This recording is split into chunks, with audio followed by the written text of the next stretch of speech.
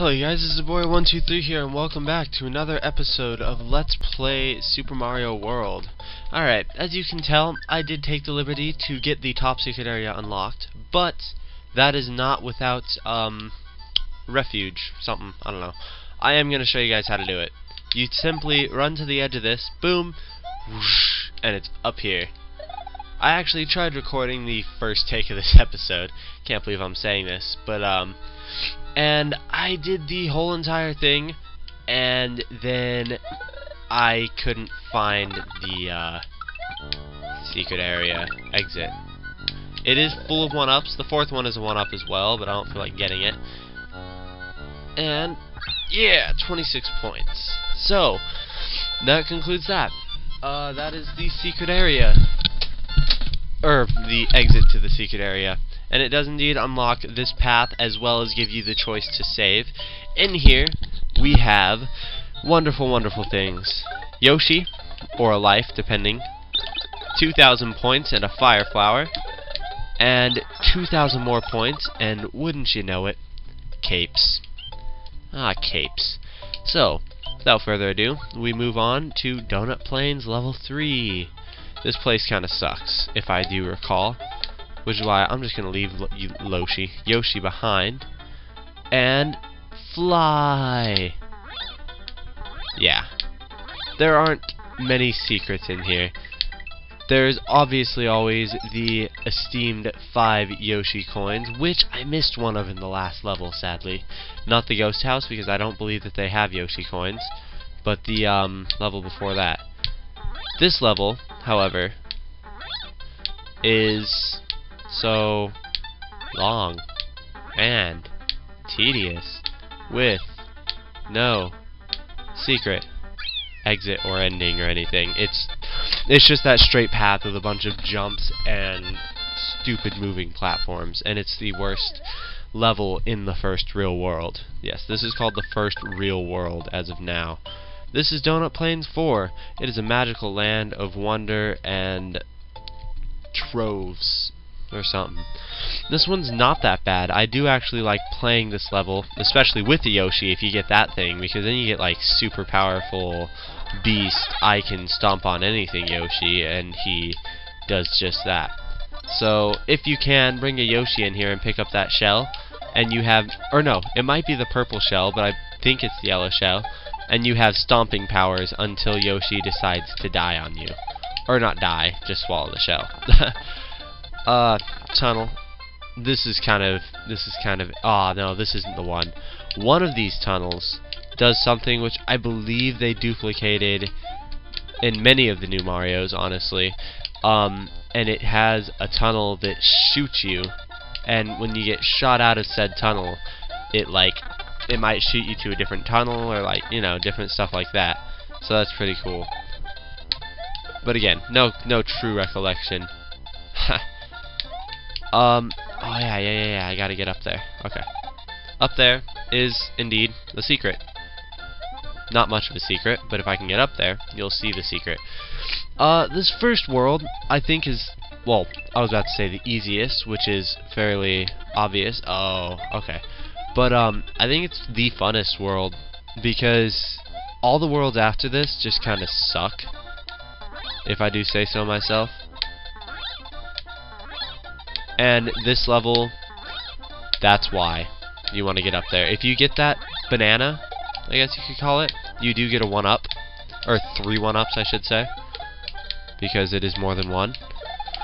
I do like how in this game they took all the original bad guys, like that thing I just threw off the edge was supposed to represent a Goomba, and they gave them completely new remastered sprites, which I think is pretty cool.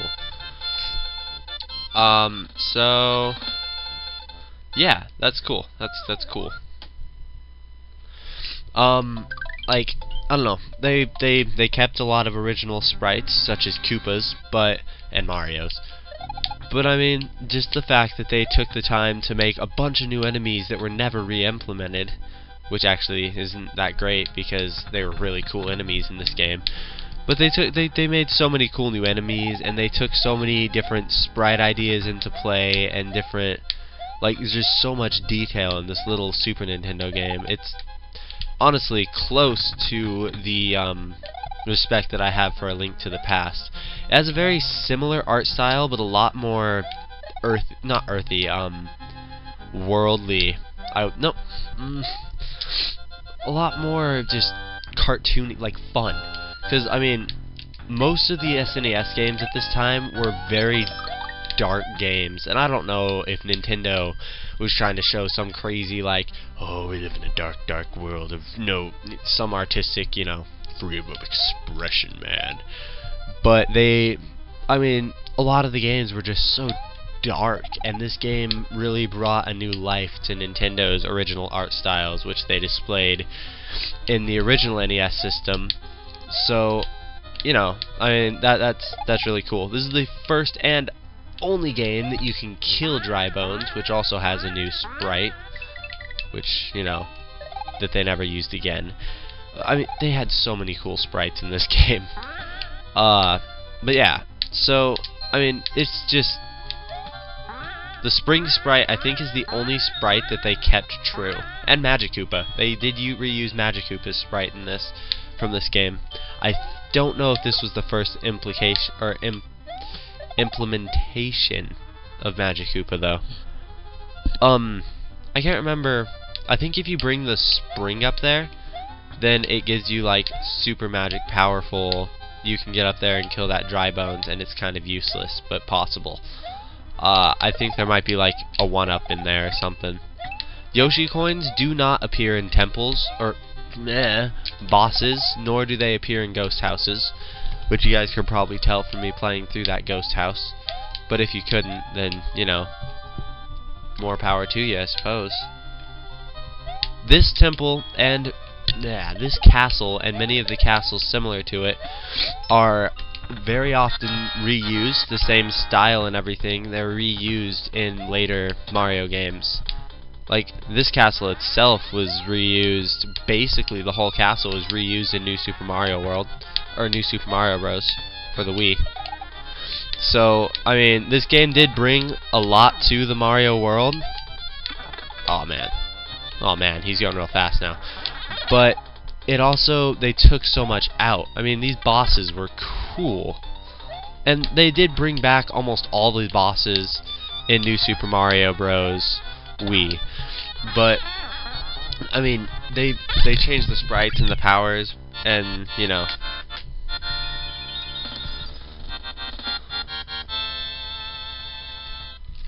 yeah, so, I don't know, I have a lot to say about this game, which I guess is good.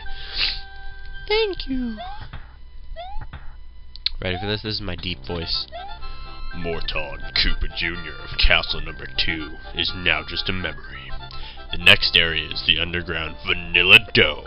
What traps await Mario in this new world? What will become of Princess Toadstool? Little, piece of trivia here. Princess Peach wasn't Princess Peach until Super Mario 64, I believe. She was always Princess Toadstool. They called her Peach in several games, such as Mario Kart Racing and others, but she wasn't, like, in an adventure game. She was Princess Toadstool up until the 64's release, I believe.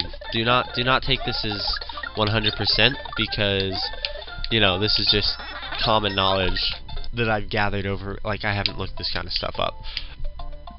So,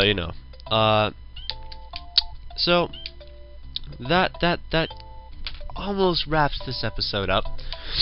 Next time you see me, we will go into the first donut secret. Thanks for watching, guys. I will see you guys next time. This has been Zabori123, and this is me signing off.